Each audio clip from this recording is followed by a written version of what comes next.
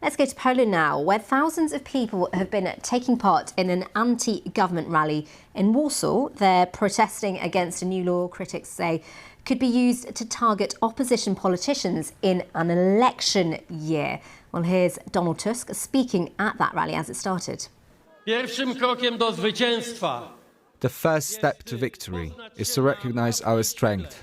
We're here today so that Poland, Europe and the world see how strong we are, how many of us are ready, just like back then, 30, 40 years ago, to fight again for a democratic and free Poland, for our rights. This voice will not be stopped. That giant has woken up. I'm proud that I can be here and say, we will win. So that was the Polish politician Donald Tusk there. Our Europe regional editor Danny Eberhard joins us now from our newsroom. Thanks for joining us. In terms of this new law, what does it actually mean? Can you explain to us what this will mean for future elections and opposition leaders? Well, all this, Vishala, needs to be set against the context that obviously we're in an election campaign now. There's going to be an election in October or November of this year. And you heard there Donald Tusk trying to galvanise supporters. He is basically trying to harness the spirit of 1989. Today is the anniversary of the first democratic elections in the transition away from communist rule.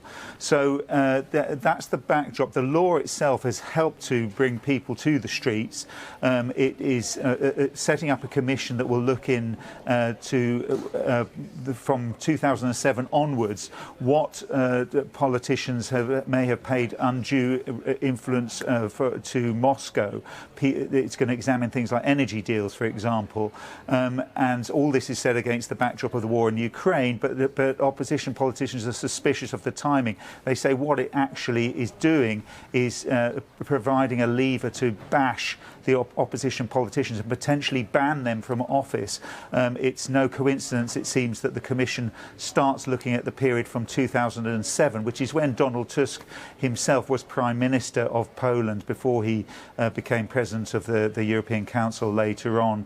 And he is expected to stand for Prime Minister later against the current governing Prime Minister Mateusz Morawiecki of the Law and Justice Party. So, Danny, we were just looking at pictures actually in Warsaw. I think roughly about 500,000 people have been there protesting with banners, flags and listening to Donald Tusk. Will this protest have any weight, do you think?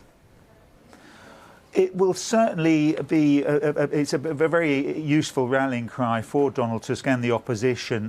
The Law and Justice Party is still running in the lead in polls. At the moment, it's got more than a third of support, according to the latest opinion polls. But the Civic Platform, which is the platform that Donald Tusk heads, is second. The thinking from the opposition side is that the governing party is worried that it will not be able to secure a majority at these elections, and that's why it's looking for ways of targeting opposition politicians. Now, the President of Poland has, despite the fact that he signed this commission into law, has now proposed amending the law, and he says that, for example, MPs wouldn't sit on the commission, as is currently the case, and that the facility that the Commission has currently to effectively ban politicians from office would be removed. But the opposition says that's not enough, because basically even if you have a commission that can tarnish the name of politicians with no access to proper judicial review before the elections, it will still have a very large electoral effect. OK, Danny, thank you very much for that update.